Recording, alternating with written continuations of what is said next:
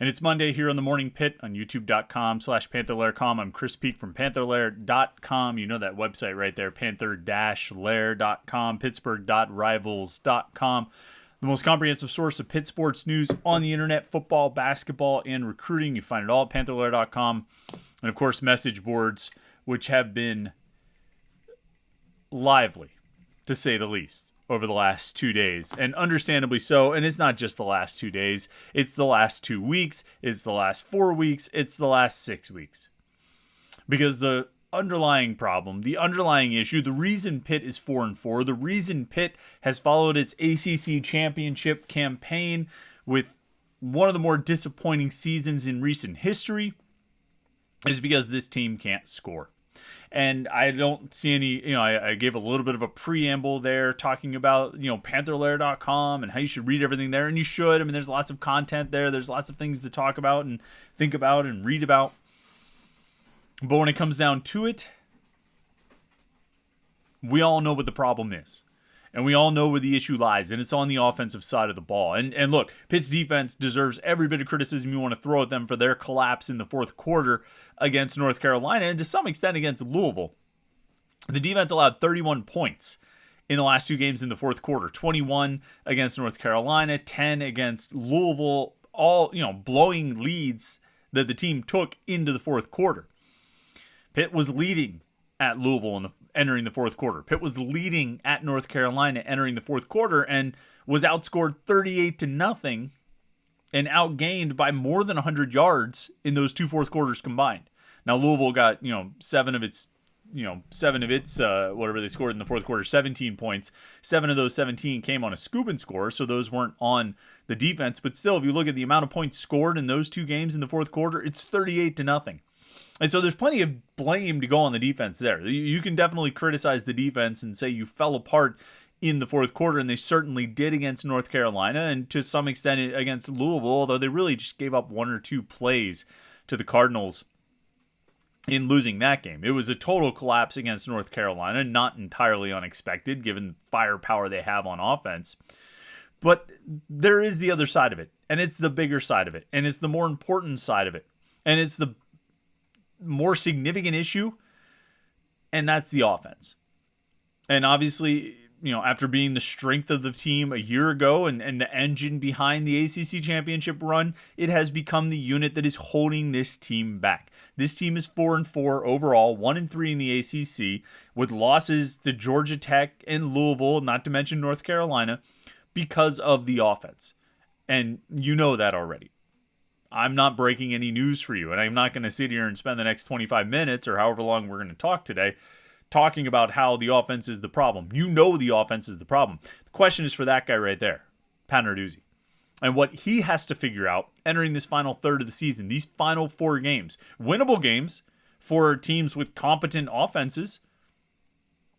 The question Narduzzi has to ask himself is a very simple one, and he has to make a decision here. And I talked a little bit about this on Thursday or Saturday night on the Panther-Lair post game. Amidst shots of whiskey and beer chasers. And I'll say it again here, and I'll probably say it a few times this week. Might even ask Narduzzi about it. Probably will.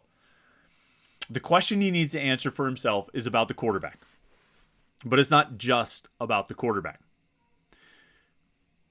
At first it is.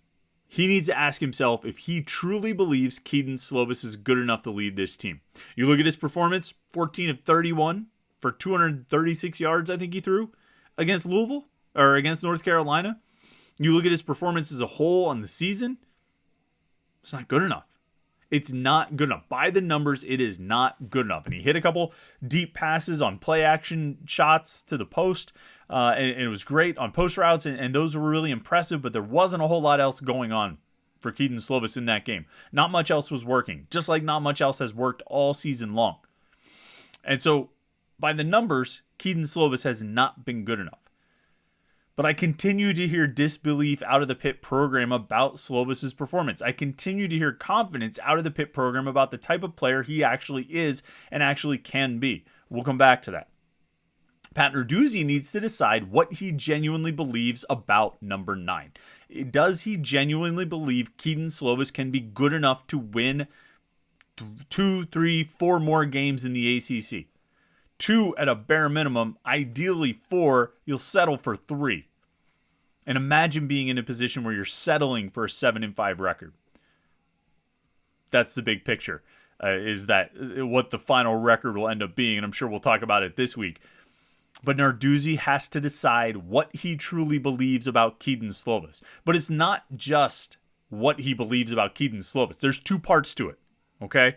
Because if he genuinely believes that Kedon Slovis is a talented player, a quarterback who can lead Pitt to victories over ACC opponents, if he genuinely believes that and sincerely believes it with all the football knowledge that he has, and 50 years in the game, or however long it's been, probably about 50 years of football, and all of his knowledge and experience leads him to believe that this guy can be good enough to lead this offense, then he needs to look down the hall at the offensive coordinator. And he needs to decide why this offensive coordinator with this offense has not been able to generate a better performance and a better product out of the offensive players that he inherited.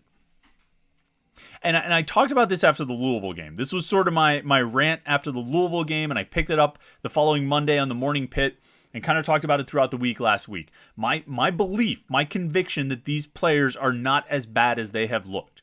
My belief that these are talented players on this offense. Whether you want to talk about the wide receivers, I believe in this group of wide receivers. I was never one who said that they wouldn't miss Jordan Addison. I very much believe they would miss Jordan Addison. I knew they would miss Jordan Addison, but I also believe that Jared Wayne could play, that Konate Mumfield could play, that Bub Means would have a role, that Jaden Bradley would be able to do something, that Jalen Barden would be able to do something. I didn't think there were a lot of them, but I thought there were the ones who were here were talented.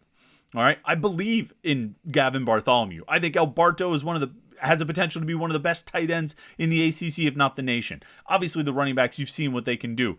And I believe that Kedon Slovis is better than he has played. Look, Kedon Slovis, all right, the guy who went 14 of 31 the other night. Do you know he is the Pac-12's all-time leader in career pass completion percentage? 68.4%. Number 13 nationally. That 68.4%, his completion percentage when he was in the Pac-12, 2019, 2020, 2021, those 3 seasons, he completed 68.4% of his passes. That's number 1 all-time in Pac-12 history. Okay? And that, entering this season, he ranked number 13, tied for number 13 with, I think it was, with Teddy Bridgewater. All-time in NCAA history. In pass completion percentage, all time. Okay, and the list of guys on this list, the list of quarterbacks here that are in the top ranks of completion percentage all time, they're not necessarily a who's who. I mean, it's Colt Brennan and Colt McCoy and Kellen Moore and Graham Harrell and Brandon Whedon, Case Keenum. These guys who lit it up in the Big 12, you know what I mean, or Hawaii or Houston, but they're successful, productive college quarterbacks. Emphasis on successful. And that's where Kedon Slovis was preseason with the 68.4% career completion percentage that he brought from USC. He ranked in the top 15 all time in NCAA history and number 1 in the Pac-12. Now, he has since dropped from the top 15 all time in NCAA history to the top 45. He's currently number 42 with a 66.6% completion percentage. It's dropped almost 2 percentage points based on how he has played this season, where he's completed 58.2% of his passes for 1,500 yards, 5 touchdowns and 5 picks. Now you tell me, you've got a guy who threw 953 passes at USC and completed 68.4% of them. And then you've got a guy who came in here and through 7 games has thrown 208 passes and completed 58.2% of them. Explain to me how a guy threw 700 more passes at USC and completed 10% more of them than he's currently completing. His completion percentage was 10 points higher at USC than it is right now at Pitt. This is not taking a chance on a high school player. This is not taking a chance on a guy who's highly ranked and is coming in as a transfer with no playing time at his previous stop. This is not Max Brown. This is not a high school recruit. This is a guy who threw 950 passes and completed almost 70% of them, 58 touchdowns. And he comes here, and his completion percentage dips under 60%, and he's got a 5-to-5 touchdown to interception ratio. This was my rant last week. This is something I ranted on about a lot last week because it doesn't make sense. Make it make sense to me because I don't understand it. Okay? And this is the decision Pat Narduzzi has to make. This is what he has to consider. He has to say, look, we brought this kid in. We brought this quarterback in because we believed he was capable of playing like he did over the course of 950 pass attempts at his previous stop. This is why we brought him to Pitt, because of what he did when he threw damn near 1,000 passes out there. And we expect him to come here and do the same thing, complete close to 70% of his passes and be efficient and successful. Now, since he has been here, it hasn't happened. His completion percentage is 10 points lower than it was when he was at USC. He's thrown 200 passes through 7 games, and he's thrown 5 touchdowns and 5 interceptions. Why is that? Pat Narduzzi needs to ask himself, why is that? Do you believe the evaluation you did of 3 years of him playing at USC? Do you believe that he is that player? Do you believe that he has that ability? If you do, then you have to ask questions about the offensive system, about the offensive coaching, about the offensive coordinator. Like, those questions have to be asked because something's not linking up. It's not syncing. There's a disconnect between who Kedon Slovis was for 3 years and 950 pass attempts and who he is now through 7 games and 200 pass attempts. These two look very different from each other, like different people, different players, different quarterbacks. And Pat Narduzzi needs to ask himself, where is the issue? And the reality is, it's probably there are some issues with Slovis in the way he's playing, and there are issues with the offensive coaching and the system and the way it's being run. There are issues on both sides. It's not going to be 100% one or 100% of the other. But he needs to figure out where the bulk of the blame lies. Is it heavier on one side or the other? And if it's heavier on one side or the other, he needs to address it. And if he feels that it's significantly heavier on the side of the player, on the side of the quarterback, then you need to change quarterbacks. You need to put in Nick Patty, or you need to put in Nate Yarnell. But if he feels that it's significantly heavier on the side of the coaching and the coordinating and the system, then you need to address that. And you should have addressed it after 6 games when you had an off week. There's reality. It should have been addressed then. But it wasn't, because here we are again. 0 points in the last 2 fourth quarters. Getting outscored. Barely, scoring, 10 points against Louisville? How does the guy who is the all-time career completion percentage leader in Pac-12 history go 14 of 31 against that UNC defense? Make it make sense. Explain this to me, because I don't understand it. And Pat Narduzzi needs to figure it out. It's on him to decide. He always used to say he lets the coordinators be the head coaches of their units.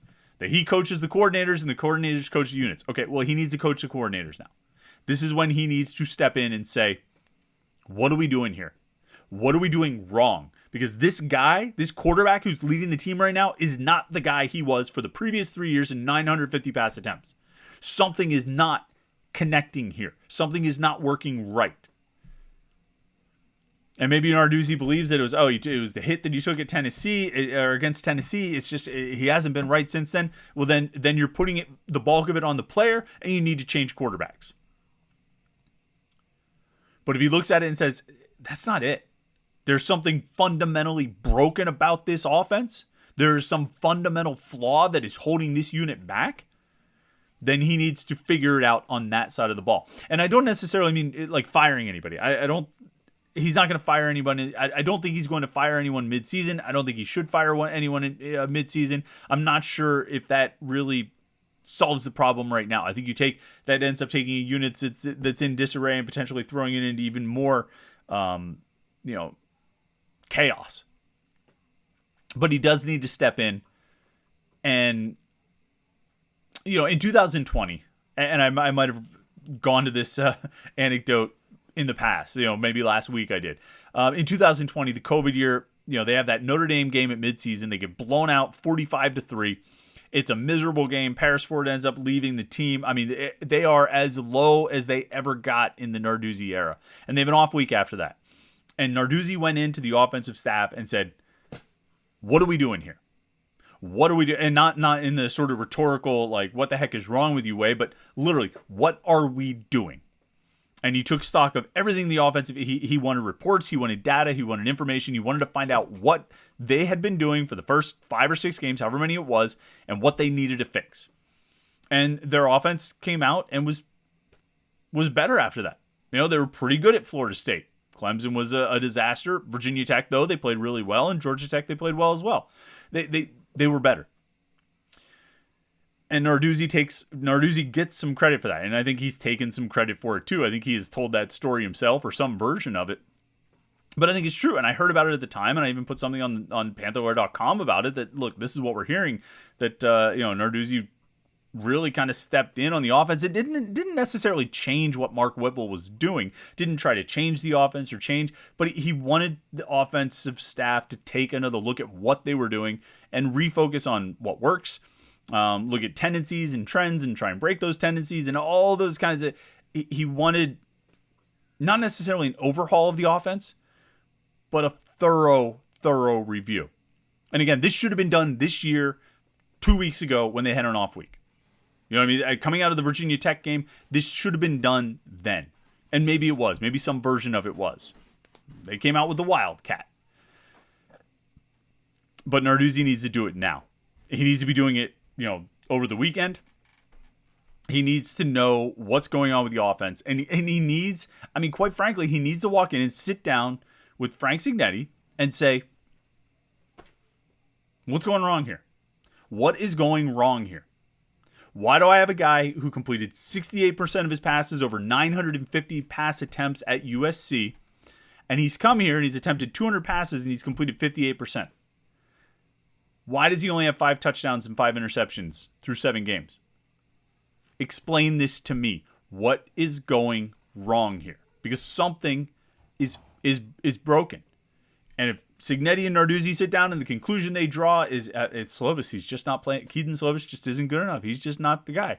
And Narduzzi genuinely believes that, then you got to change. You got to make a change at quarterback. It just doesn't make sense to me how a guy could play like he did at USC. And yeah, he had talented receivers. There's no question about it. He had very talented receivers. Maybe he was in an offensive system that fits him a little bit better. Well, okay, you can't change the receivers that you have, even though I think they're pretty good, but you can change the offense to fit the quarterback that you have. And you had all spring to do that, and you had all summer to do that, and you had all August to do that, and you had the first 6 weeks of the season to do that, and you had an off week after those first 6 weeks. You had plenty of time to adjust this offense to his strengths, which are considerable, which have been on display, which are not mysteries, I think, when you look at what he did at USC. I'm not willing to buy that it was just that he had really good, wide receivers. I'm not willing to buy that it was just a product of the system. If it's a product of the system, if you bring in a quarterback who's thrown 58 touchdown passes and is the all-time career leader in completion percentage in Pac-12 history, and it's a product of the system, we'll run the system. Run some of the concepts that he is comfortable with that made him successful.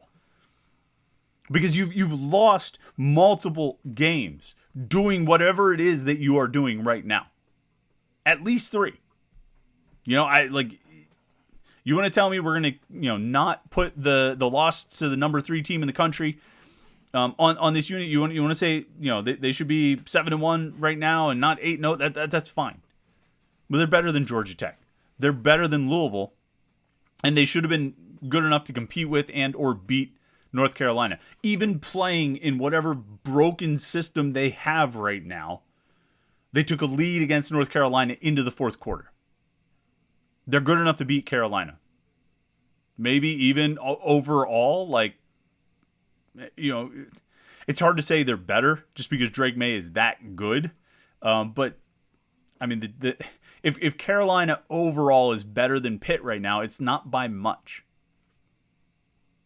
But there's something broken in this offense, and Pat Narduzzi has to figure out what it is. And if it's a quarterback, then he needs to change quarterbacks. And if it's a coordinator, then he needs to solve that situation. And force some changes if changes need to be forced in terms of how the offense is run, how the offense is coordinated, and how the offense is called and communicated. I really these receivers, if there was one takeaway I had, I mean, there were a lot of takeaways I had from Saturday's game, but if there was one that really stood out to me, it was how these receivers, Jared Wayne, Konate Mumfield, Bub Means, they really just need a chance. I mean, look at some of the plays those guys made. And Wayne had a couple nice third down catches against Louisville 2 weeks ago.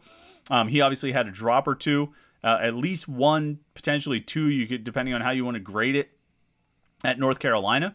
But he also had, he had some big catches downfield, and not all just easy catches, but at least one, the one down near the goal line, that was a pretty high degree of difficulty catch. That was a big time catch. Konate Mumfield, look at that diving catch he made. Look at the catches he made at Western Michigan. He just needs a chance. And you will not convince me they've given Konate Mumfield a legitimate chance to be an impact player this year. They haven't. You can't convince me that they have. And Bub Means, I kept saying, Bub Means has some things that he does really well. And he might not be your possession receiver, but he can get downfield and make plays. And look what happened. Catches like a 40-yard pass. And then I don't even know if he was targeted again after that. Jalen Barden. Explain this to me. Pat Narduzzi sits there on Thursday and says Jalen Barden will start. Now, first of all, I just kind of disregarded that because Narduzzi's not giving up the starting lineup on Thursday. I don't even know if they have their starting lineup set on Thursday.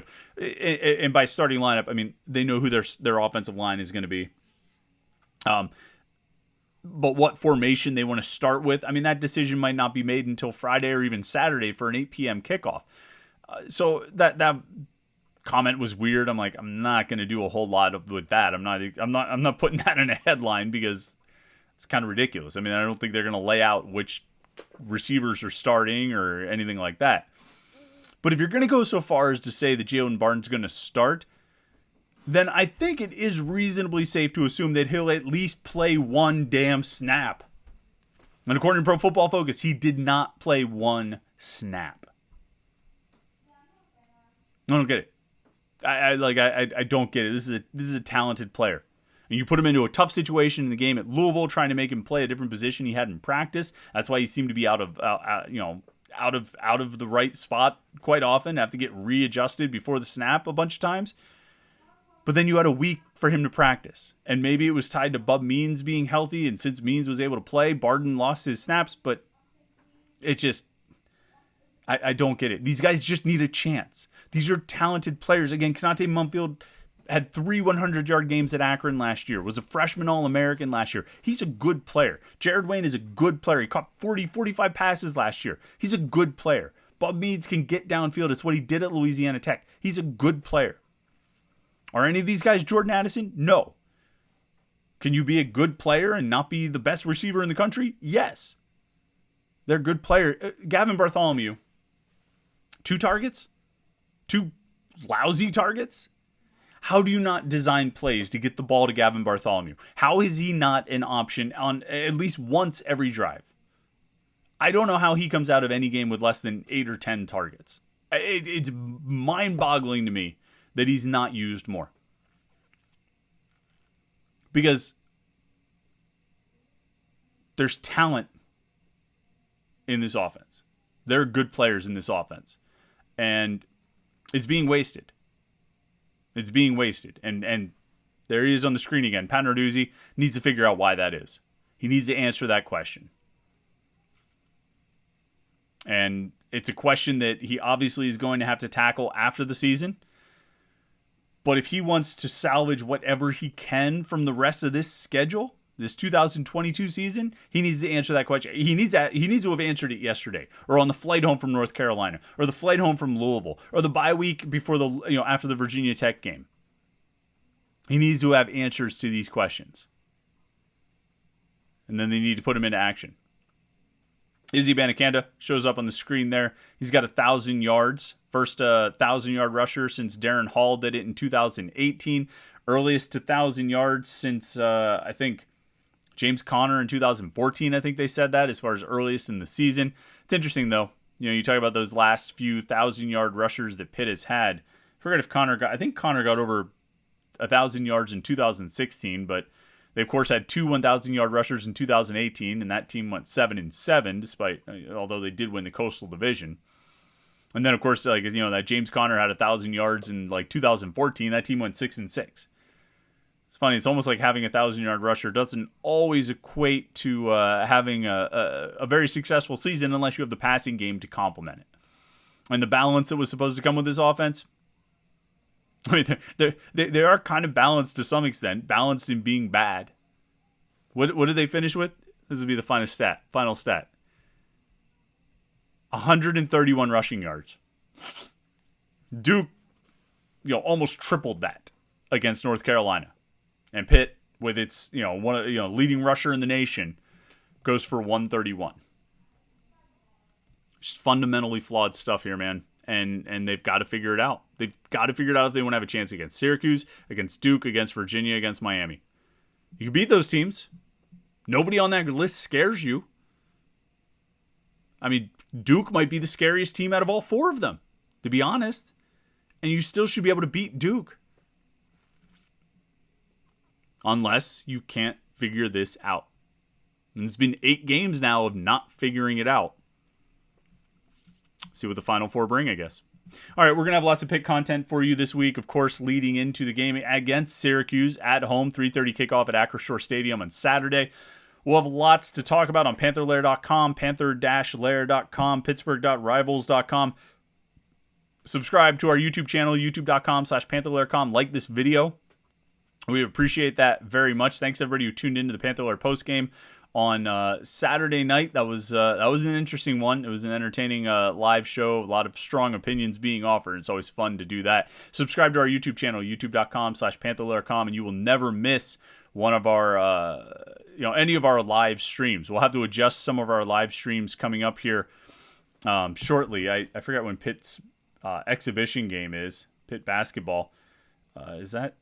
I should have looked this up this Wednesday, or is it next Wednesday? Well, they have a Pitt basketball game, exhibition game on one of these Wednesdays, either this Wednesday or next Wednesday. I'll figure it out. Whatever it is, we're going to go move our live Panther-Lair show to Tuesday night so we can get that in. But either way, if you subscribe to our YouTube channel, turn on notifications, you'll get an alert sent to your phone every time we go live, so you won't have to worry about missing it.